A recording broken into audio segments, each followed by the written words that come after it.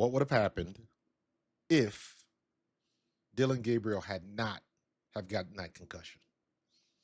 And I'm asking that question because we're looking back, uh, or we're looking at the way things are going now with Shedeur Sanders and the outlook for him, the possibilities that exist because of what they have seen.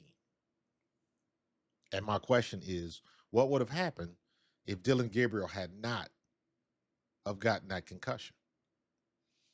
If he had not have had enough opportunity when he got it, if he hadn't had enough time.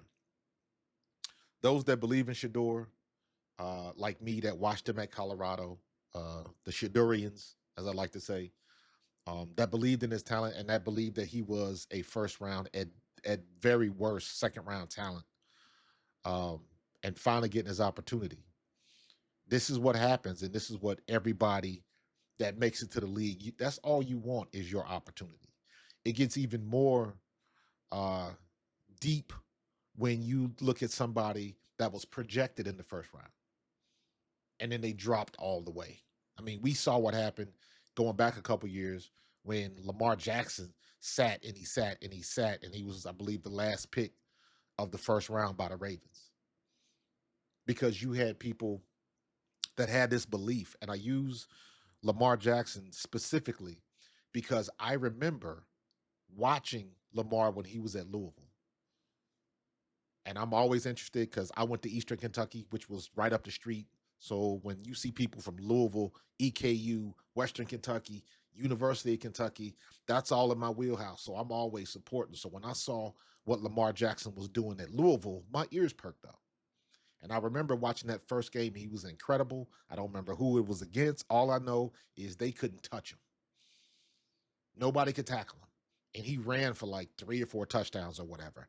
And immediately after that, the media contingency was he is a great athlete, but he is not going to translate to a good quarterback in the NFL.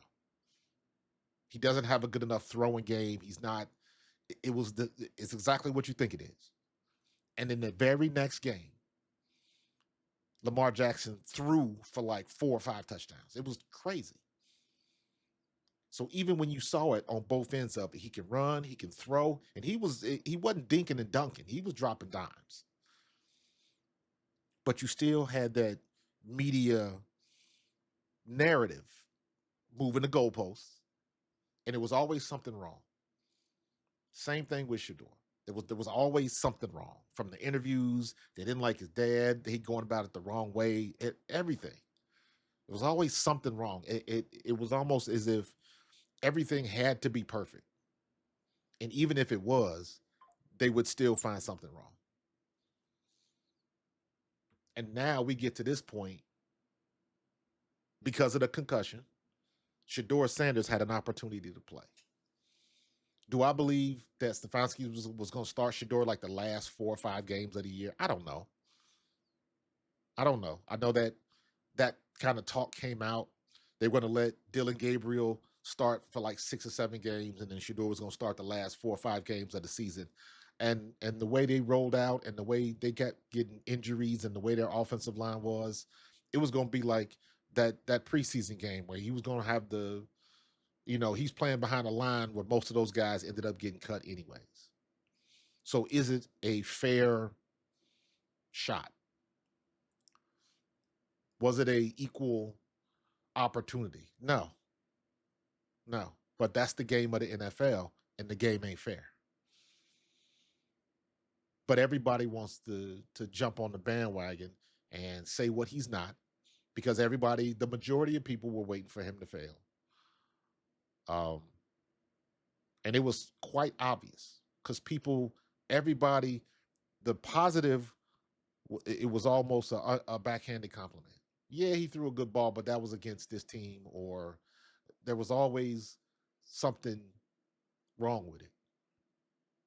Like I said, a backhanded compliment or a but.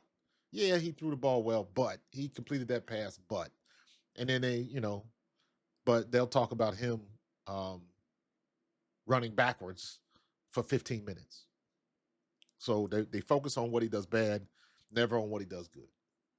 So I just thought it was interesting. But looking at, I went back, and it's funny how because of the way he has played, he has shifted the narrative on his potential and is proven Mel Kiper and some of the guys that believed in him pre-draft, proving them right. And why did it take so long? If all of these people get paid a lot of money to evaluate talent, how is it that they always miss? And those that always miss are the ones that everybody believes right off the bat. So here is I got a couple of clips that I wanted to show. There we go. Now this is the one. This is Colin Cowherd, and I forget what the other guy's name is, but listen to what he says about Shedeur. Check this out. Welcome to the official YouTube channel. Let's go. I think it's at 140. And there is just some natural playmaker to him. I mean, the touchdown he threw to the tight end in the corner. Yep. Like that's a Colorado type play.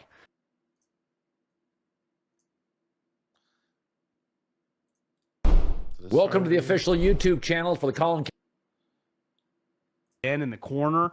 Yep. Like that's a Colorado type play. Yep. And he does just bring you some more explosive plays than anything you've had. Right. I do think it puts into question of like, listen, they were not alone. No one was drafting Shedeur. So I don't blame, like, fifth round. He was there for a reason because none of the other teams wanted him. But, like, you took another quarterback who clearly isn't even close to as talented as this guy. And your organization is, like, the Browns are a bad organization. Yeah. For a team that has some good players, they sure lose a lot of games. So I want to stop it right there and listen to what he's saying. And that's the question that I'm always asking. Clearly, Dillon Gabriel is not as good a quarterback as Shedeur Sanders. Did they think they were getting another Brock Purdy, or like what was the thought process when you had those two options? And hell, it didn't even have to be Shedeur. There was still a lot of quarterbacks that went undrafted that were probably better than Dillon Gabriel. So why did he get the shot?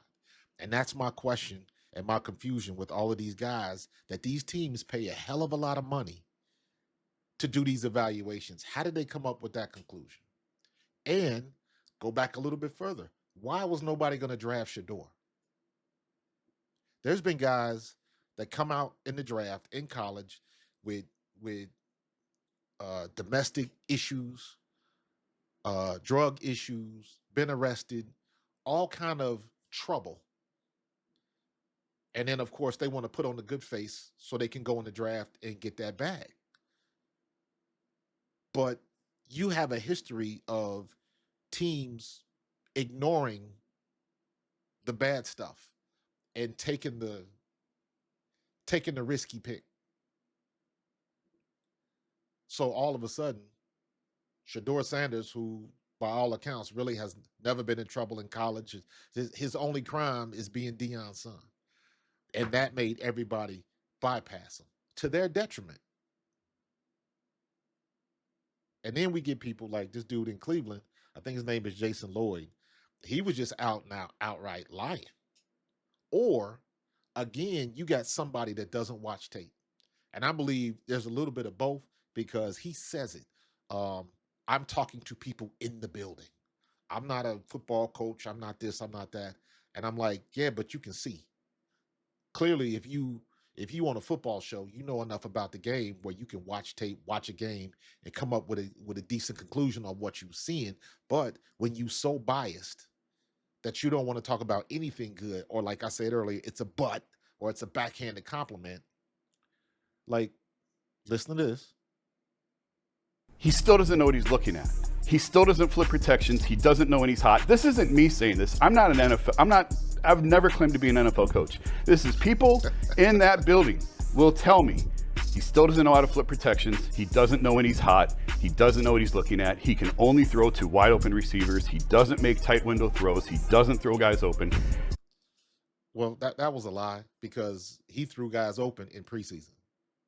So it's somebody taking what they want to believe, and they want to run with that story. They want to run with that narrative.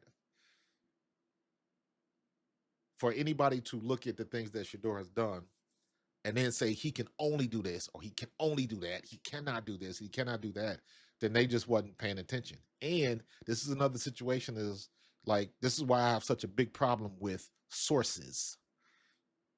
Who was he talking to? Who was he talking to in the Cleveland Browns building that was telling him that? And if you on a sports show, you ain't watching the games you couldn't see for yourself. Absolutely, he has issues. So does every rookie quarterback that has ever played in the NFL. There's not been one rookie quarterback to come in and play and just light it up with no issues. Hall of Famers had issues. Everybody has to go through their learning process. Everybody has to take their lumps.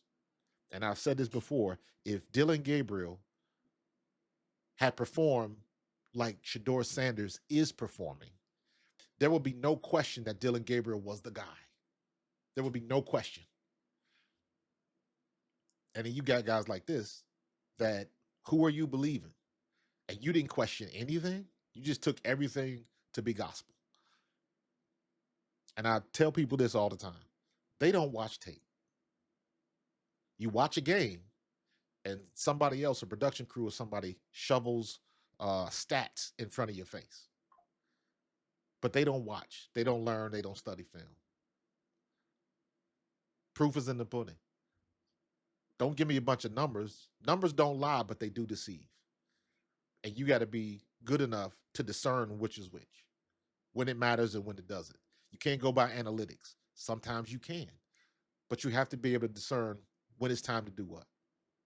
And when I see stuff like this, I don't understand how these guys get on the sports shows and say what they say, because clearly they are not paying attention.